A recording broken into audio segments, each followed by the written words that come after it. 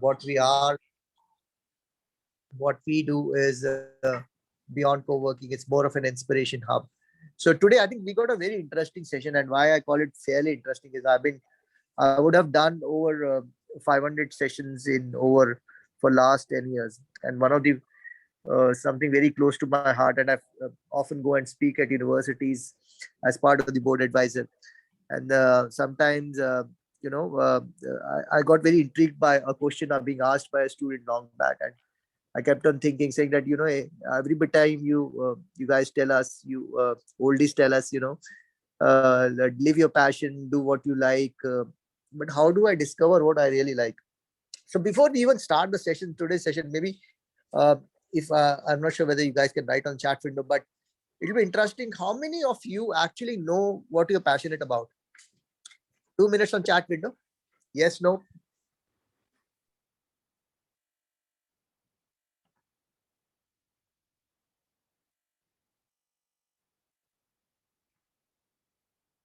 We have one response so far. Anybody else would like to pitch in? Yeah, going fast, guys. At least this is a very simple question. Do Two you know your passion? responses. Like, you know what you like, what you enjoy? And it'll be interesting if you can put your age also. So age and bracket, yes and no. That will be very interesting. We're getting honest answers.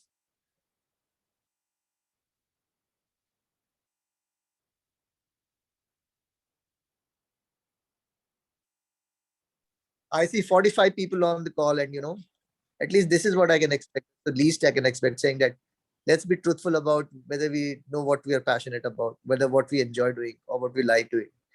And I'm very honest in saying that it took me 32 years to actually discover that. And today we have got someone who discovered fairly early on, and we would love to hear her story in terms of what made her uh, find her passion early on and switch to that in pursuing it. Any more responses, guys? Brilliant. Okay, I see a lot of you have actually written I don't know, and this is I kind of respect that. In fact, though for those of you who have not written, I can assure you, 60 to 70% of people who met have said that yeah, they're yet to discover their passion and they really don't know what they like to do, and hence they're just going ahead. And there's another no which is coming from Sachin. Yeah, so I think it's absolutely fair. And but I think what's very important when you discover you're finding your passion, what when you want to discover your passion is to constantly try new things. You're really not sure what will, and there is no age is no bar for doing that. So maybe you can, some people discover very early on, some people take fairly long, some people do change their passion in terms of over the course of our life, they actually rediscover themselves, and you can be different, you can pursue different passion at different ages. So it's absolutely fair. So without further ado, I think I would like to give it the stage to a guest today, Ruhani Mann. And Ruhani has done something fairly interesting, and she has done multiple roles. She's doing. I'm going to be asking some of the questions which I would love to hear her views on. Maybe starting from very well, welcome Ruhani, and maybe why not we start with your education background? I think you've done MSc from Imperial College, so would love to hear your experience of what took you to London and what's been your overall experience. Were you really excited about doing what you're doing? Because I a lot of times I find people doing education and they're saying, okay, I did engineering because my parents asked for it. Okay, over to you, Rohani, please. Hi, Ashish. Thank you for the warm welcome. Hi, everyone. So my name is Ruhani, and as Ashish said, I pursued a MSc in Innovation, Entrepreneurship, and Management from Imperial College, London. Prior to that, like a lot of people who are like 18, 19, they don't know what to do. I also pursued a BSc in management from CAS Business School because at that point I did not know what I actually wanted to do. And I just thought a general degree that would touch upon all points of business would be great for me. So that is what I actually started off with. But along the journey, I made up my mind to get into management consulting, which is a very prosperous career for a lot of young people who are looking to start out. A lot of them start working with EY, Bain and Company, And just like going with the crowd, I too started to decide getting into management consulting. So while I was at Cass Business School, I tried management consulting out. I worked with, so I made it a point to work every summer because like I didn't know what I wanted to do either. And I started with advisory, management advisory at EY. I worked, I think, for 3 months in London at EY, and it was a task to say the least. Like I would reach work at like 9 a.m. I would work till 9 p.m. and it was a lot of hard work and a lot of grind. Not to say that it didn't teach me a lot, it taught me a lot. I met people from all over the world, and it was an enriching experience. Every summer thereon, I interned in one of the big fours. Like I think everybody knows about the big fours of the world. So I worked with the big fours every summer. And then I graduated from Cass Business School, and I realized that I actually wanted to pursue entrepreneurship. I wanted to start something on my own. And that's when I came across this course at Imperial, which brought together three aspects that were really interesting to me: innovation, entrepreneurship, and management. Imperial is one of the best institutions in the world. In case any of you want to pursue this course, please reach out to me. I'll be happy to help you, and I'll be happy to guide you personally with regards to like how you can get in and your applications and stuff. But to delve more into the course and stuff, I think the economic environment is very fast paced and it's changing. So what Imperial actually helps you do is it equips you with skills that will help you in this fast paced economic environment, and that will actually um, help you get through all these career obstacles that you meet with, because it helps you become so flexible. You meet people from all over the world, people from different countries, people with different viewpoints. Even if you have like there are a lot of modules in this course, and one of the modules is entrepreneurship. So when you do entrepreneurship, you actually work on a business idea, a practical business idea. It's not just theory. And you can't work with someone from your country. You work with people from different countries. So I work with people from France, Spain, America. It was a team of 5 of us, and I learned about so many different cultures and so many different viewpoints, so many different ways of solving problems, because the way us Indians look at problems is very numeric, I would say, and the way a French person looks at a problem is very different. So you learn about lots of different problem solving ways. There were lots of other different modules that would be very interesting to someone who wants to start a business. Like there was this module on venture capital and growth finance, which teaches you about how to actually raise finance for your startup. What stage to actually raise finance on. It makes you meet other venture capitalists. Then there's this module called innovation, and the Imperial has this lab called the Enterprise Lab. So the Enterprise Lab actually, again, it brings together people from not just people who are at Imperial, but the lab can also be accessed by people at LSC, people at London Business School, alumni, people who just want the lab to work on their startup projects. So you actually go there. And I remember I actually learned about 3D printing at this enterprise lab, because it's so creative and you meet such dynamic people. So No, absolutely, Ruhani. I completely agree with you. I actually happen to do my master's from London Business School itself. So I completely that's lovely. what you're speaking of in terms of how, in India, it is very data driven, very numeric. However, when you the whole point of working in a global team, meeting people from different cultures, nationalities, how they kind of put together their ideas, I think that really opens up horizon, and I do completely agree with that. However, I'd also like to ask you at this point is that you kind of made a shift. Like a lot of people who go to business school end up, in corporate jobs, or they take up, they'll work with the big four, as you said, or big firms, MBB. That is the kind of goal and motivation they come with, the investment banking, all the heavy corporate jobs, so to say. What really inspired you to be an entrepreneur? And at this point, you're into communication advisory. So if you could just tell everybody what firstly made you take this up, and how did you carve your path in this particular field? So that'll be interesting to know. Yeah. So as you mentioned, I fell into peer pressure. I tried management consulting out. But then there was just a point where I didn't enjoy what I was doing, and I realized I was only doing it because the whole world was doing it. And then I was just like, okay, what am I really passionate about? What do I really love? And the first thing that came to my mind was fashion. I love fashion. Since I've been a kid, I've always been into dressing up and into like learning about different fashion brands, not just their creative side, but also their practical side, the business side, what works, what doesn't work. Like recently, if you look at Louis Vuitton, there's been a raise that they've actually clocked their highest sales after the pandemic. There's been a 120% increase in their sales right now. So I just realized that I wasn't actually enjoying what I did.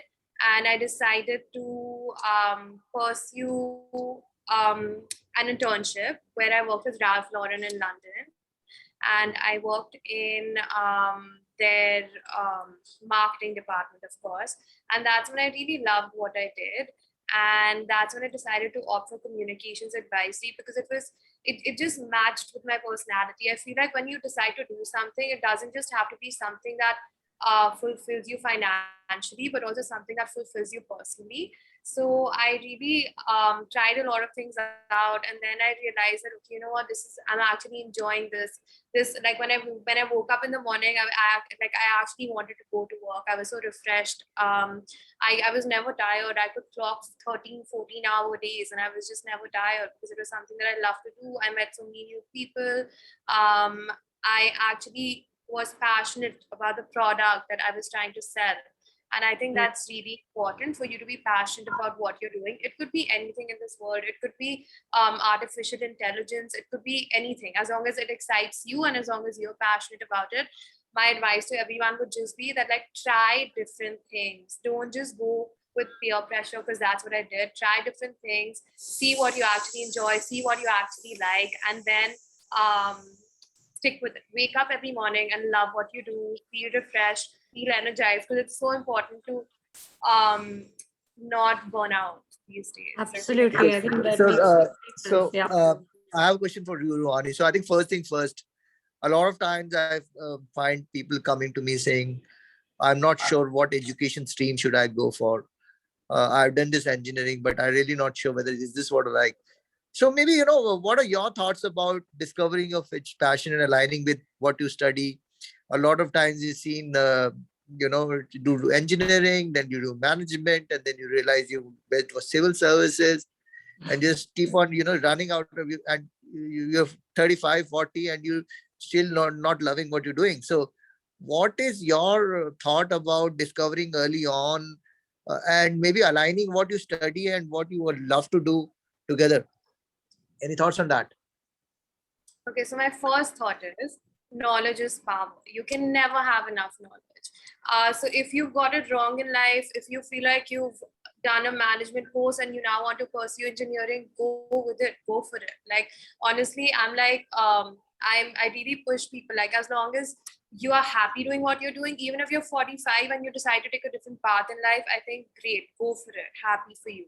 So I would never like I know so many people who make career shifts and who, like, study engineering and then they decide to do something like fashion.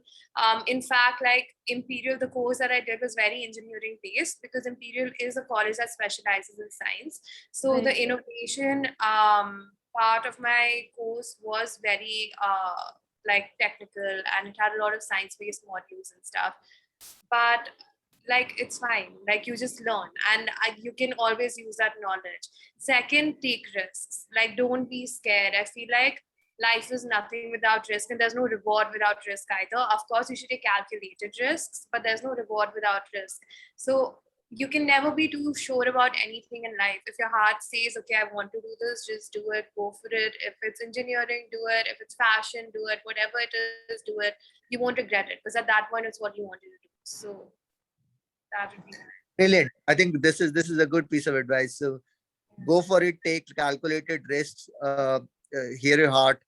I think that's a fair observation. I think you rightly mentioned knowledge, and recommend a read.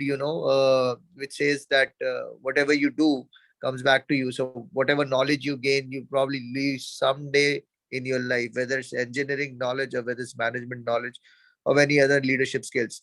Which brings down to very interesting questions. You've done a very interesting work with ads.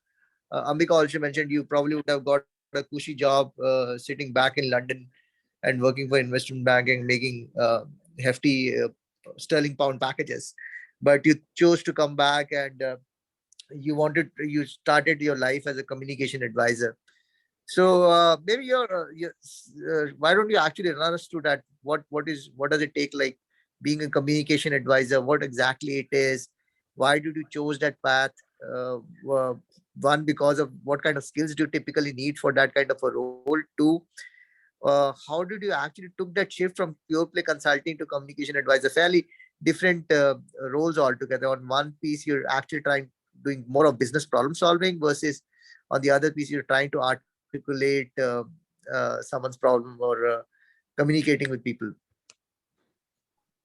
As I said, like knowledge is power. So I personally never felt like I wasted my time with anything that I studied. Like even if it was like those engineering modules at Imperial, I never feel like I wasted my time, because with everything, I had a takeaway. I took something away. Even working with EY, I learned so many numeric skills that I actually used as a communications advisor. It would take people hours to solve a problem, and I could solve it within 20 minutes, just because I'd learned Excel so well. I knew it in and out, and I could like use numbers. I was good with numbers. We actually make reviews, like as a consultant, any kind of consultant, be it communications, be it management, you make reviews at the end. You're at the end of the day, you're still into client servicing, and you make client reviews at the end of every quarter and at the end of every annual year. And like I was so good with numbers that I would take like 2-3 hours to make a whole like annual review. So I feel like with everything I had to take away, even management consulting. To answer your question, as a communications advisor, what I actually do is I build brands. I would say it's all about storytelling. You create a story about a brand. You build a persona for the brand, and it takes a lot of strategy to actually understand what kind of a story because you can't sell the wrong story. The story has to be right. It has to resonate with the audience. So it's all about brand building. It's all about understanding the brand, coming up with the right creative strategy, something that is actually going to ring a bell with the target audience, but at the same time, it's different from your competitor. It's got to be timed very well, because if you sell something at the wrong time, it's not going to sell. So there's a lot of strategy involved with timing, with content, with um, the whole brand story. So yeah. I think what you said is very interesting. You're absolutely right, because it always takes a combination of skills for one to be successful. No matter what choice of career or choice of profession you may have, it won't be just one skill that will take you ahead. So it's always good to have a broader skill set, and if good education kind of gives you that. That's completely true. And also you kind of told us about communication advisory broadly, what it entails. But what would be interesting to also find out is that how did you actually start off your journey? Like how did you get that first client or that first project? Because in any case, you were someone who had a completely different background. So how did you make that first inroad into this profession, which I'm sure, led to more and more projects and success in this particular field as well? To be very fair, I stumbled upon it. I'm not even going to lie. It was just an opportunity that I heard was open in the market, and I just decided to take the risk and go for it. I had no communication skills whatsoever. I did not know what PR is. I did not know the P of PR, P of public relations. Actually, I didn't know. I didn't know how to write a press release. I didn't know how to pitch, like how to like write a pitch note for the media. I didn't know anybody in the media at all when I moved back. I didn't know anything. I just stumbled upon a job opportunity and I took a risk. I took it, and I don't have a degree in public relations. Like nothing that I did actually equipped me for this role, not even my internship. I just took a risk and I learned on the job. And like as I said, I was so energized. I was willing to clock in 13-14 hours a day, and I was willing to put in that time to learn. And that's why, what I've also learned is you don't actually need a degree to succeed in something. You just need to be good at it. And as long as you're good at it, as long as you're inherently made for it, you'll be fine, you'll be good. I started off with Ralph Lauren. They're with Aditya Birla in India. So I started off learning on that client. It was honestly like, I would just say it was a miracle that had happened for me, that I got to start with such a good client in India. And then the portfolio just grew. I worked with Hackett London. I worked with the Estee Lauder group of companies. I helped launch Becca in India. So it was honestly just a risk that I took. I learned on the job. I learned from the beginning. Like I wasn't an intern, I was an associate.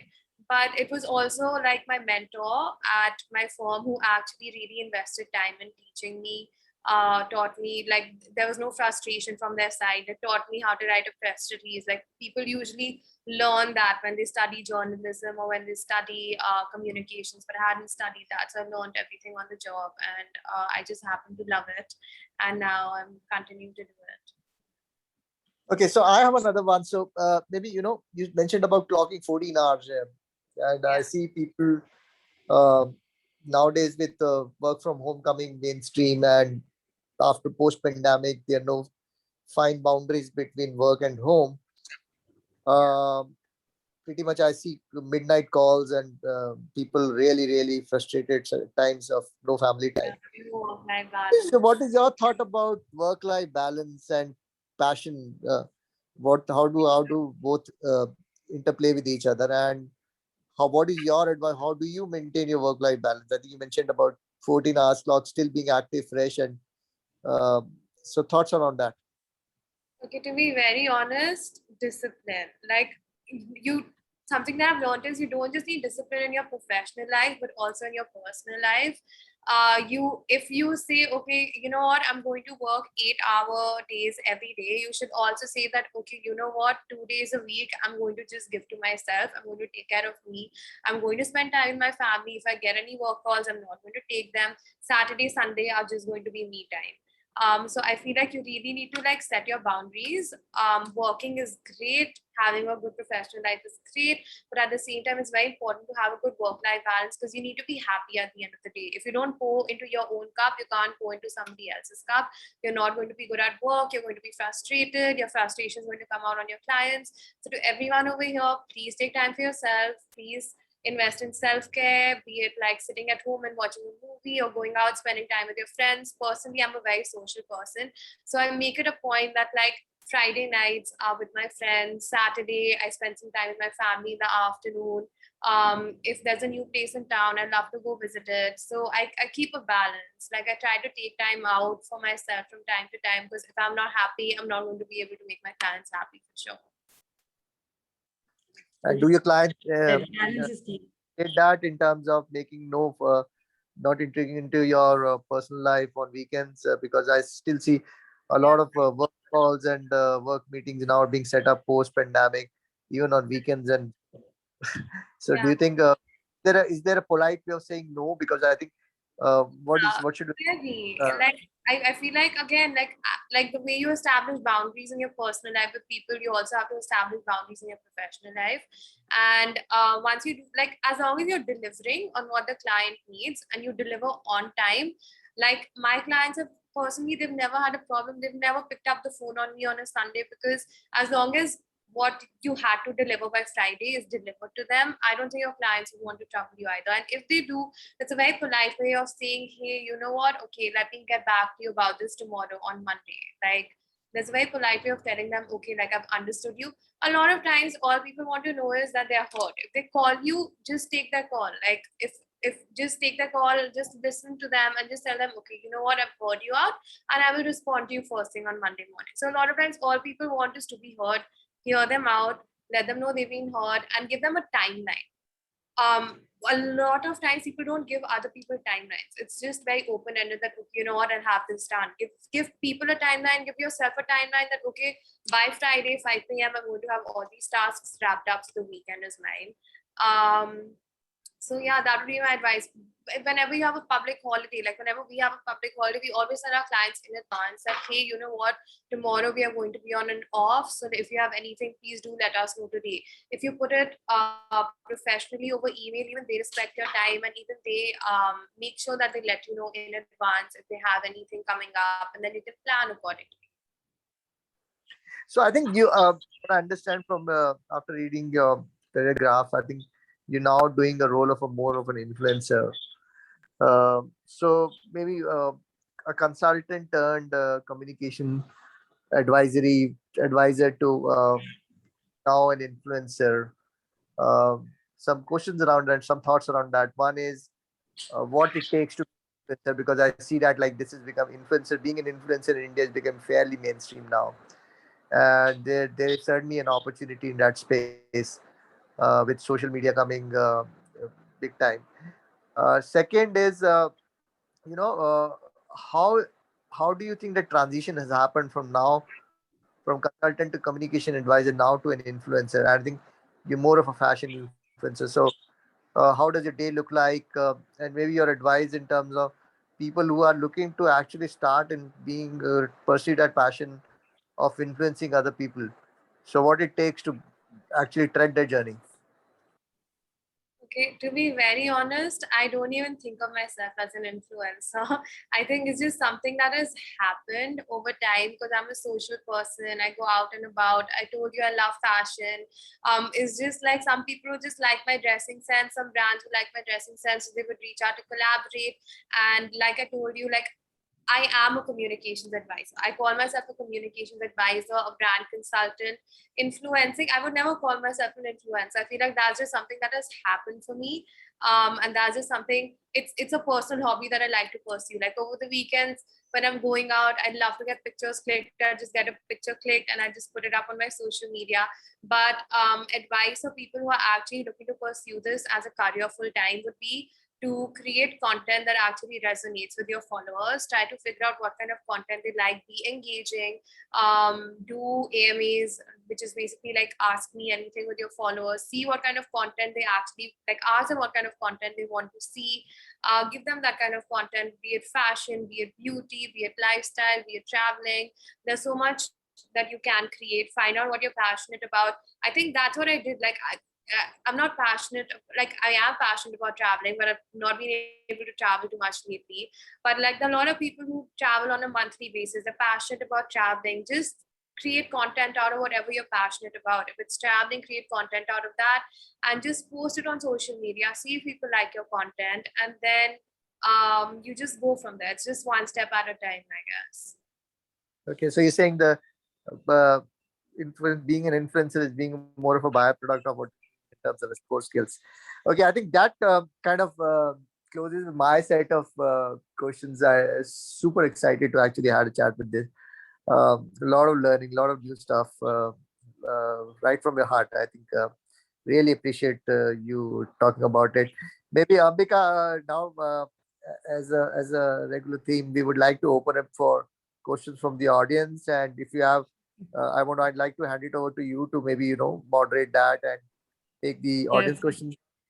definitely. So, if at all someone does have a question for Ruhani, it could be about any facet of her career or what she spoke about or her journey, any insights you might want from her, please do feel free to kind of put it on the chat itself, and we'll take up the questions one by one. So, yes, I think we have about 5 to 10 minutes, so we can have a couple of questions here. Any questions? Shoot. Strangely, people are taking their time. That's okay. Maybe we answered all their questions already. Does anyone have a question at all? I think we'll give it a minute. Okay, yes, Mihir has a question. Let's see what it is. Yeah, hi. Um, Yeah. yeah, so my question is like, how do you like, yeah, passion is one thing, but like, if I'm having that one particular passion, if I'm able to identify it, how do I go about, making a career out of it? Like, what steps to take? I mean, is there any like a formula to it? So it depends on, could you give me like some more insights? What is your passion? Like, what do you want to make a career out of? So I am basically passionate about design, but I have family business also. So I was working in design for a few years. Now I'm working back in my family business, but probably have less passion for this because the nature of the products or the work here is different. It's more engineering based, and I used to work more design based. So basically, I'm a product designer. Yeah, so now I want to go back into that, and the question arises how to do it smoothly, and how do you really follow your like passion that way? I mean, just saying it is very easy, like okay, go for it, but Yeah, of course. there are some, You're interested in product design specifically. yeah, That's the kind of design you're interested in. yeah, yeah, I have worked as a product designer before. Yeah. Okay, and that's what you like want to pursue. Yeah, I mean, something in design, what has happened over the years is the field has become very diluted. Product design, it's mostly UI, UX, which has gone up, and um, very few jobs are out there for product design as such. And even if they are there, it's very junior level. So then it comes that you have to do something on your own. Either you make a product and try to sell it because you're already a product designer, or you do consultancy as a product Yeah. designer. So at the same time, there is other responsibilities like managing your family business and stuff like that. So how do you Okay, so my first advice to you would be delegate where you're at currently, so you have more time for yourself. If you're in your family business, that's a great thing because that gives you more opportunity to delegate some of your responsibilities, so you can make maybe like 2 hours more for yourself daily, where you can pursue your passion, your hobby, if it's product design, that. Secondly, I would say start with consulting because it leaves you with, there's a lot of gray matter over there. Like there's a lot you can experiment with. You can maybe start consulting with one client in terms of product design, in terms of what they want to make, and then you can see what kind of result, what kind of feedback you get from your clients. If it's good, you can start expanding it. You can start taking on more clients perhaps, and take it one step at a time. That okay, would be my advice. Yeah. fine. Great. I think Another thing I think you can really leverage is social media. Like if you have anything you've done in the past, any kinds of products you Now it's decide, been more than 5 years. I need to do everything afresh. I have to start fresh. yeah, social media is something you Also, should like the really, first time you took like when you stopped working in London and yeah, you took a plunge. yeah. Was there, Be- what kind of thinking was, how did you like, was there a backup plan A lot or? of thinking. There was no backup plan. It was just like go for it. And if the thing is, when you're young, you can take a lot of risks. I was 22, so like I didn't have any responsibilities, and it was just like take a risk, see if you like it, and I just did it. Okay, cool, cool. Yeah. great. But it's Okay. never too late to pursue your passion and use social media. Trust me, it'll work. Okay. Rightly said, and coming from an influencer, we better buy that. No, it works. Media has become all powerful now. Yeah, it really. Moving on to the next question, and it's actually a pertinent question that Bharti has asked us, which says that what advice would you give to today's youth on differentiating between hobby and passion? Because there seems to be a very fine line between the two, and how does one really demarcate that and identify what their passion is, and if it's not just a hobby? Yeah. I feel like hobby and passion go hand in hand. For me, there's actually like if you could be passionate about fashion, but it could also be a hobby. So in terms of like if you want to monetize your passion or your hobby, then you can obviously like you can have multiple passions or multiple hobbies, right? You decide what you actually want to monetize on. And then Sorry, I request everyone to be on mute, please.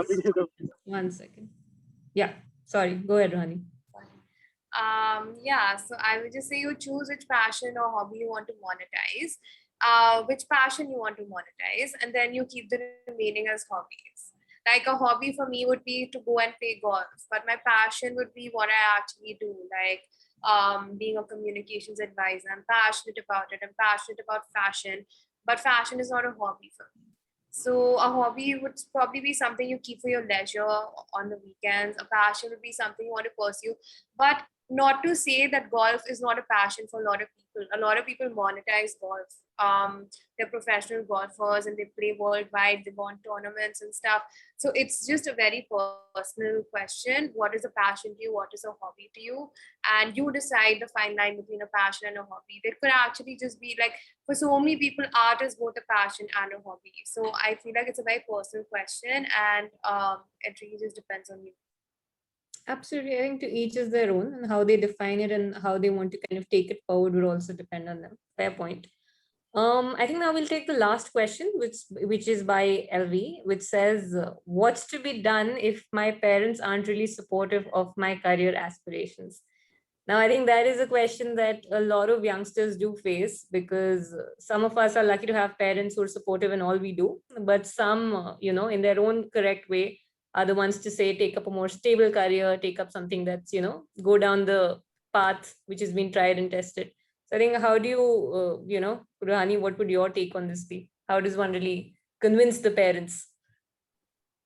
I think you should just live for yourself. Like, again, it's a very personal advice. This is a very personal question. It depends from person to person, but my advice would be you live for yourself, because at the end of the day, you have to make your own self happy. Your parents will not wake up, they will not go do an engineering job for you. Like, don't let them live their passion through you. Work on what you're passionate about, because you have to be happy. And trust me, once you succeed and once you actually show them that you're succeeding and you give back to them, they too will become supportive of it. They just need to actually like see that you can do it. So prove that you can do it, and just follow your own career aspiration, because at the end of the day, you're the one who has to wake up every morning and do what you want to do. Like, it's not them. Absolutely. And only when you're good at something and passionate about it will you go further. You And actually succeed. Yeah. absolutely true. Would you rather be a small fish in a big sea or a big fish in a small sea? Absolutely. That's the question everyone's got to answer for themselves. So, Yeah. great session, Ruhani. We really touched upon various aspects and it was an engaging webinar for all. Lovely chatting with all of you. Yes. Thank you so much for joining us today. Ashish, would you like Thank to you for having me here. share a few words as well? Yeah, everybody just follow your passion, do what makes you happy, take time for yourself, indulge in self-care, put yourself first, and don't follow your parents' dreams, follow your own. All right. I think that's a great note to kind of conclude this webinar. In the chat box, I'll also be sharing the Wisdom India website, as well as the Instagram handle for people to follow and check us out and see what we have in store in the coming weeks. So thank you, Annie. Hope to see you soon at Wisdom Club and the cafe. We'll be in touch with you. Thank you, And Ruhani. Thank you so much for making time. I really Bye-bye. appreciate it. I think it's really very